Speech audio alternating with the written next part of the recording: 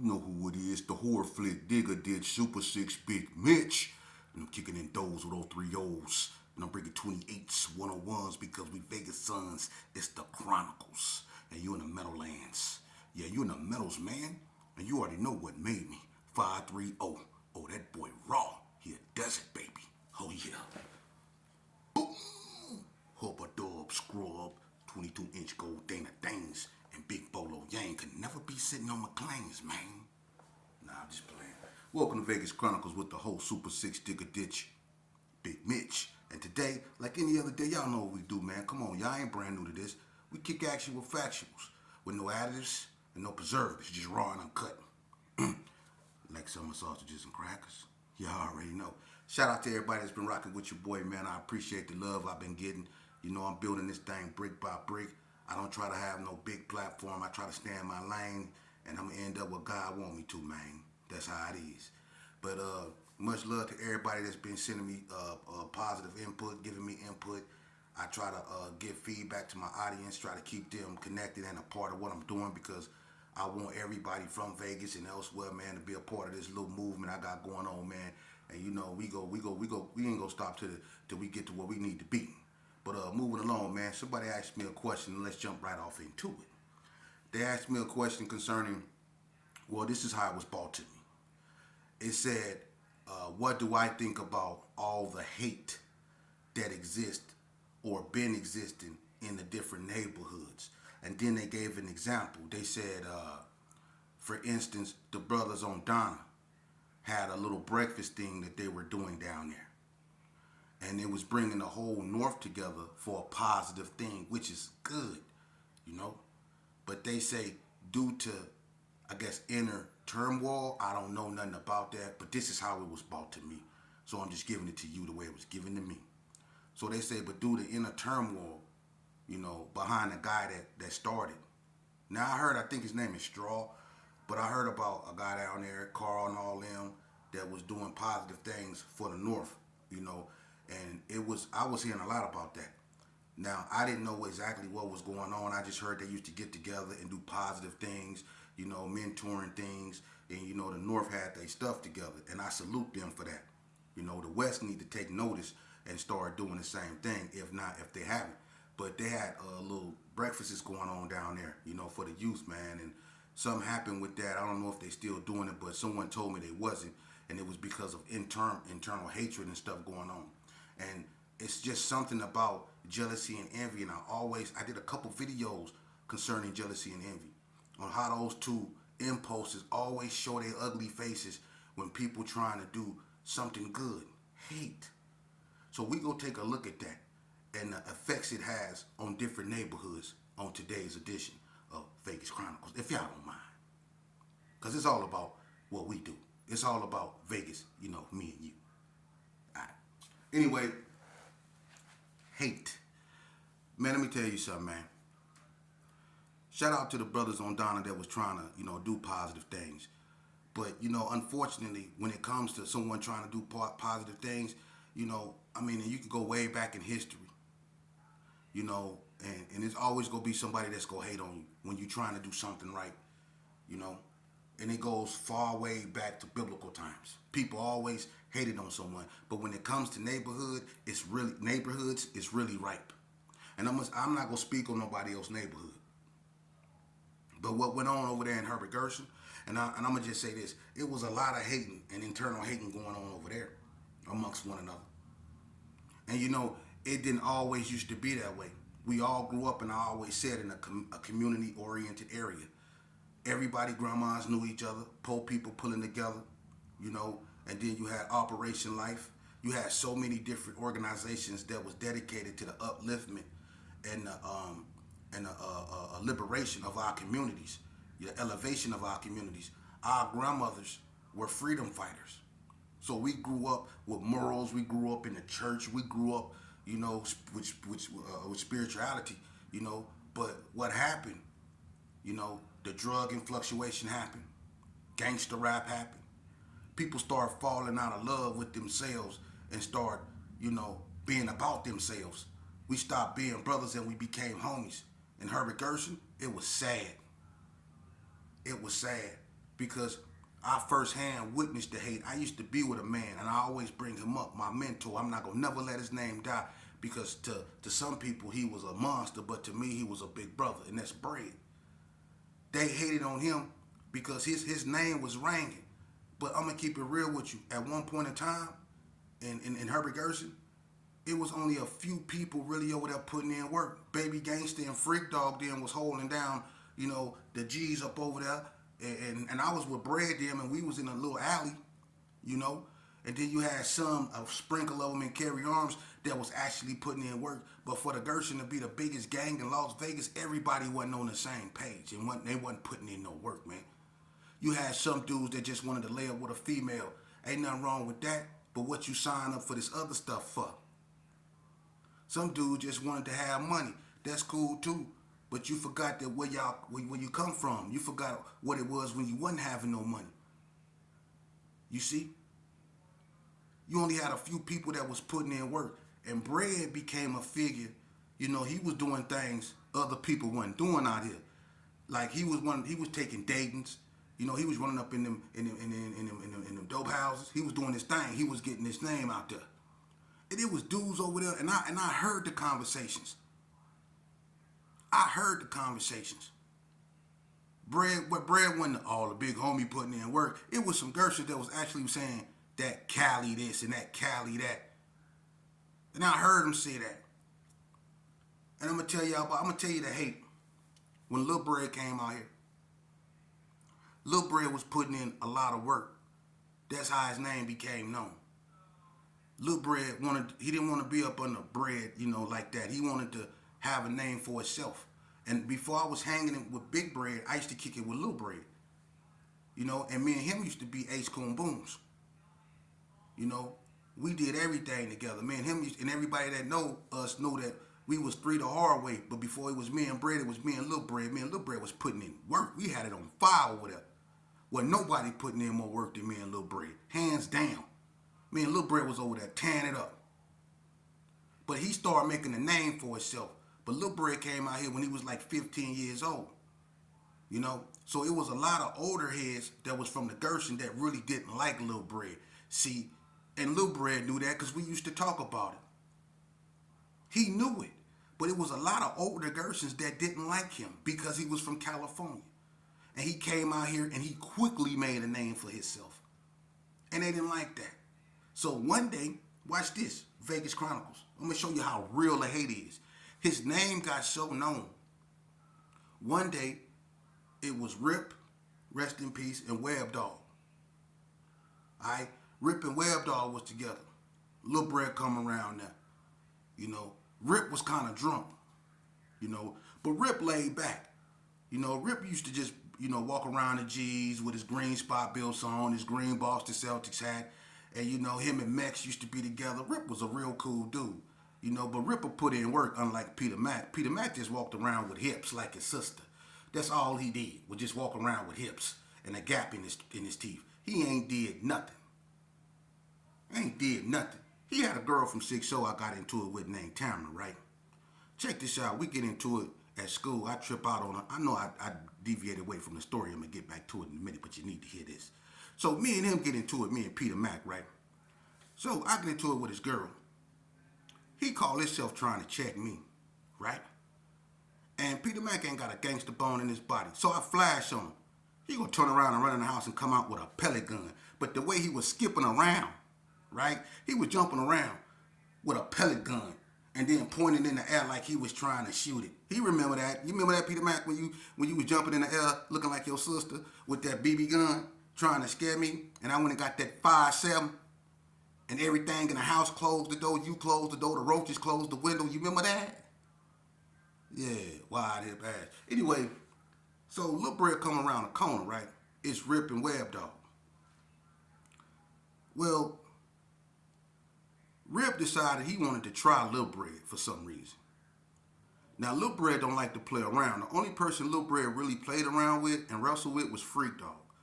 Him and Freak Dog would wrestle, or me and him would wrestle. But Lil Bread had an attitude problem because he was from Cali. So he kind of had a chip on his shoulder.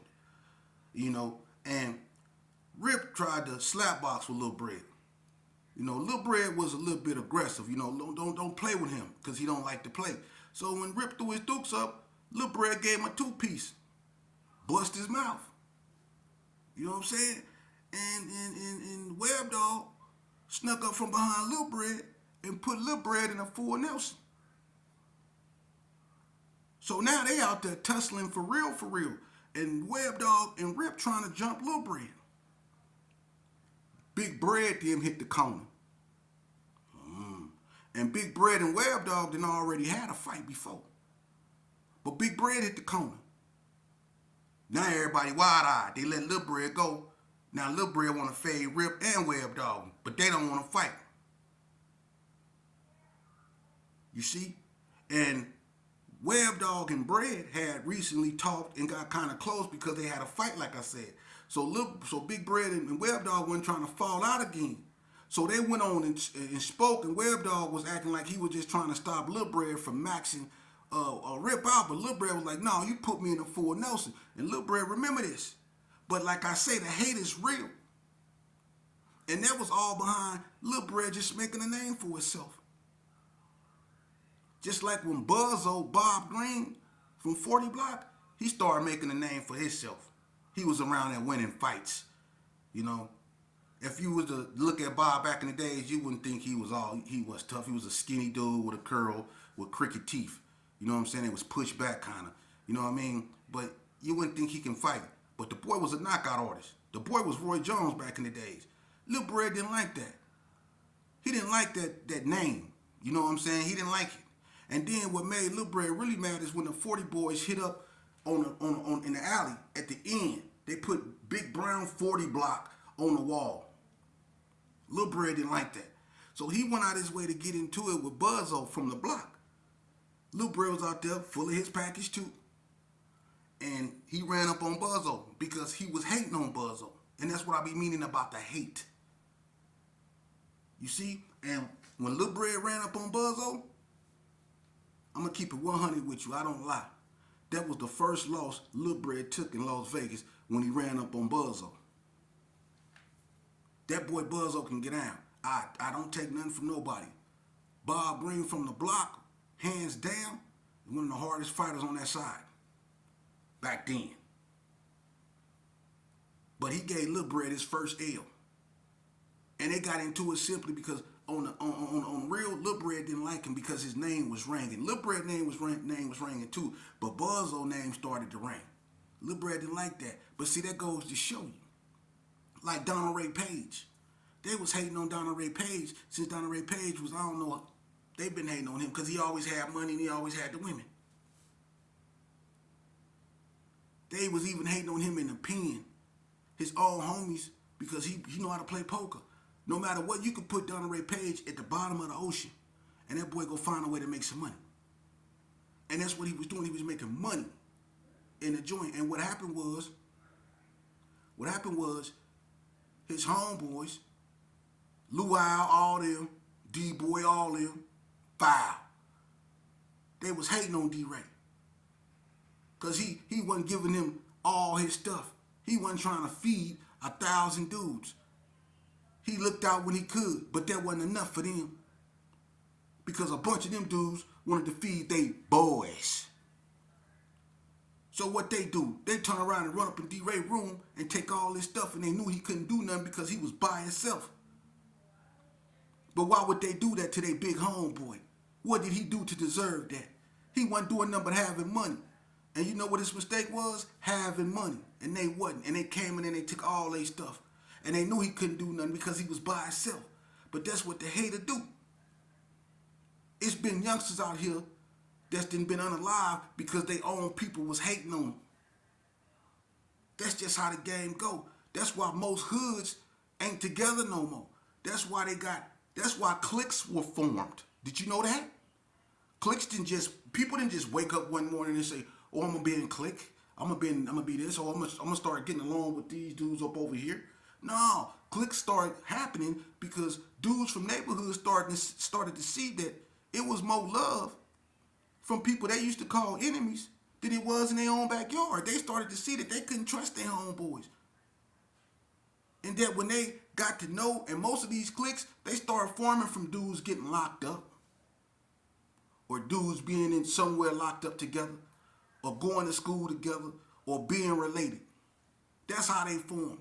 They realized that even though I'm from over here and they from over here, when I kick it with them and get to know them, they way more cooler than solid than these cats up over here. I can't have nothing with these cats up over here. But these cats over here keep it 100. See, you see that. I'm going to tell you something. And I don't got no reason to lie. When the DSCs first formed, when I used to go down there, one thing that I used to be real envious about is that they were together. They were together. And that was something that Gerson used to have. And I used to be like, what happened to us? When I used to go on down and I seen how they was just together in a crip way though. But they was together. I seen the love. It was real. When they first came out, it was real authentic love. They really cared about one another, man. Them dudes used to go half on a cot. That's how much of brothers they was. They'll go half on a cot together. You can't even sit on a cat car up in the Gerson. You get beat half the, you know what? But the Donners used to go half on the cot. I seen how they looked out for one another. I seen how together they was. You know? And even when we came together and we had football games,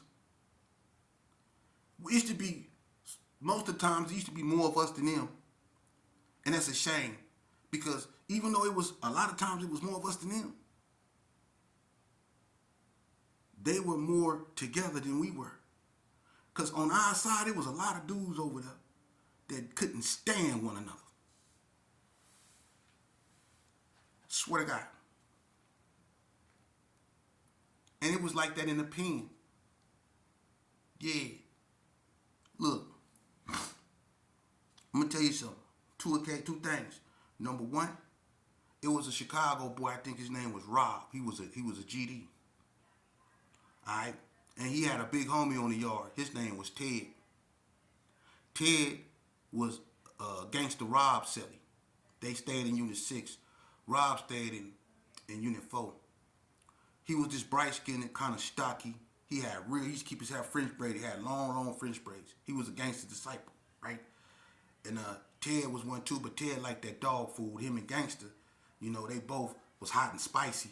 So they was in a cell together, and they both liked that dog food. So Gangster and Ted got along real good. Everybody remember Gangster and Ted, all right? Now, Rob was going out there getting that dog food, but he was also getting that bud.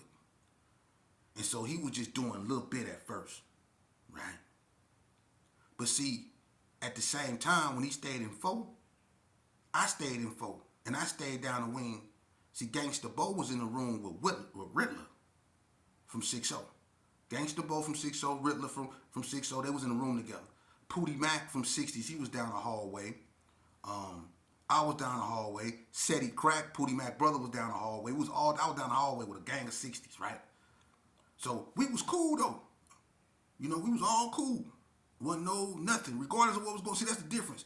When some people, when they cool, regardless of what's going on the street. But we was all cool. But what happened is, Gangster, Rob, he noticed that the boy, you know, he was breaking, you know, them off. But Gangster, you know, I'm gonna keep it real. Gangster loved that. He loved that dog food. And Gangster didn't think old boy was giving him enough. So Gangster Rob got with Gangster Bo. And, you know, the boy from Chicago that was bringing in, you know, all the work, he used to tell Ted, Gangster Selly, everything that was going on when it's coming in. You know, basically how much coming in. And that was his mistake because Ted would tell Gangster Rob. And then Gangster Rob would go tell Gangster Bo. So they was planning on already getting the dude, Gangster Rob and Gangster Bo. They was planning on Gangster Rob and Gangster Bo. They was already planning on getting the Chicago boy Rob, Ted homeboy, right? So on a particular day, he went out there and he hit, right? Gangster knew. Gangster was in Times Square. Gangster gave Gangsta Bo, the signal like he got it. Gangsta Bo followed the boy back home. They both stayed in Unit 4. Gangsta Bo followed the boy back home. They go into Unit. Gangsta Bo, wait a minute. You know, I think they had Miss Porter. Everybody remember Shelly Porter. She was real cool, sunny baby mama. She was working in the bubble. So Gangsta Bo went and told her to pop the door. When Gangsta Bo went to the door, she popped the door. The dude was in there just getting the stuff up. You know, he was getting the stuff ready. So when Gangsta Bo got the door popped, he had everything out already. Right? And when Gangsta Bo came up in there, Gangsta Bo didn't do no talking. Gangsta Bo knocked the dude out. But see, Gangsta Bo didn't stop there. Gangsta Bo woke him up and knocked him out again. Then broke his ribs. Then knocked him out again. Gangsta Bo knocked that dude out about 3 times. Took everything out of his room. All the 6 O's remember that. Left him in there broke up. When I mean they say broke up, left him in there broke up. For real, for real. Took all this stuff. Went up there, gave Gangsta his issue. And Gangsta Bo don't even mess around with weed or nothing. But the fact that he took something, it was all he wanted to do. It was just fun. The fact that he just went in there and was able to take it, that's all he wanted to do. But why? Why did they do that to him? What did that dude do? He was cool and good to Gangsta Rob. See? He couldn't be good enough because Gangsta still had him hit. And he got his jaw broke, his ribs broke, and it took all his work. Hating. Look at Drive-By, Gangsta little homeboy. I used to be with Gangsta Rob, so I knew what he used to do.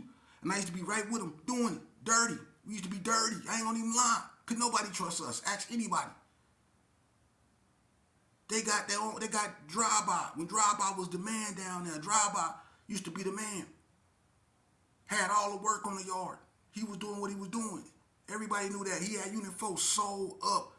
The boy had contact lenses, rings on every finger.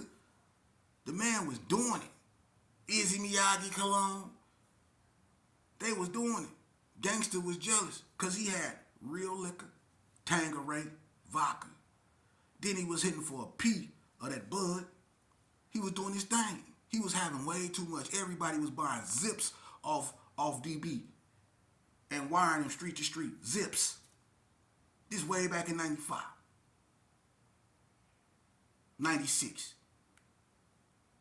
But what Gangsta did them do? Gangsta, Gugu, and Killer. Old man Killer. What they do? They knew what...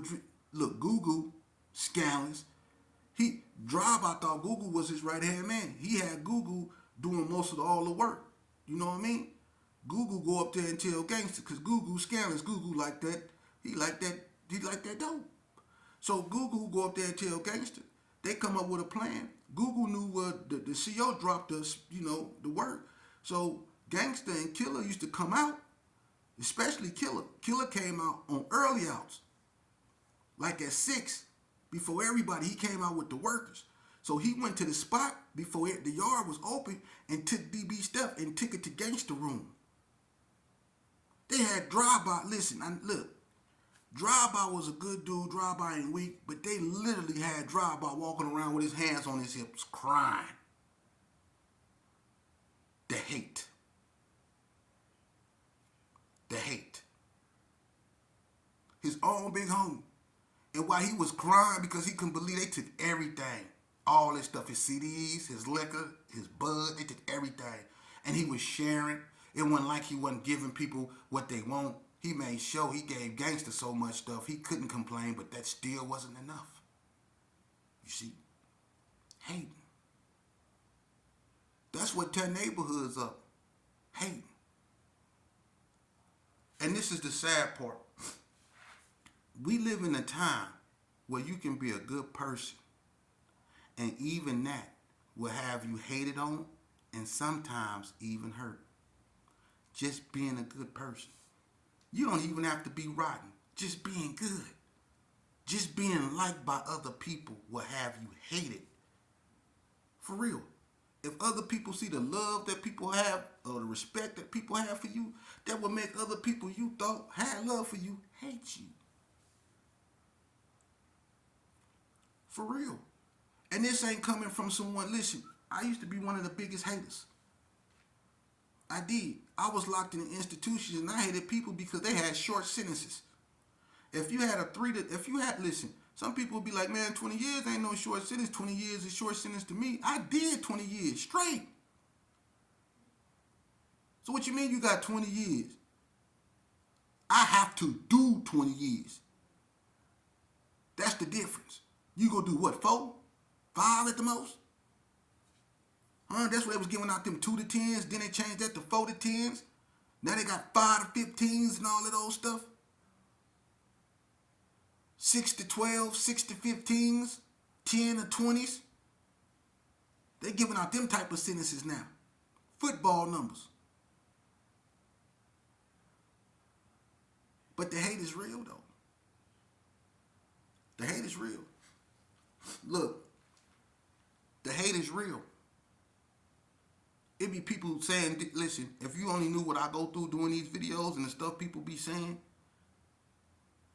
and the stuff people try to get me to say about other people, just to start stuff. They want me to come on here and they want me, because I know stuff about people, but I don't do that. That's between them and God. Nobody's perfect. And I don't use my platform to come out here and talk about people's imperfections. I don't do that. This is for the youngsters, man. That's the only reason why I'm still breathing, is to deliver this message. And after this message is delivered, maybe God will call me home, because I'm not special. I'm lucky to be here. I'm not special. And when I'm gone, hopefully these videos will still be here. And as many as I do, hopefully one of them, all it takes is one for a youngster to take notice of and pick what I left and carry it on.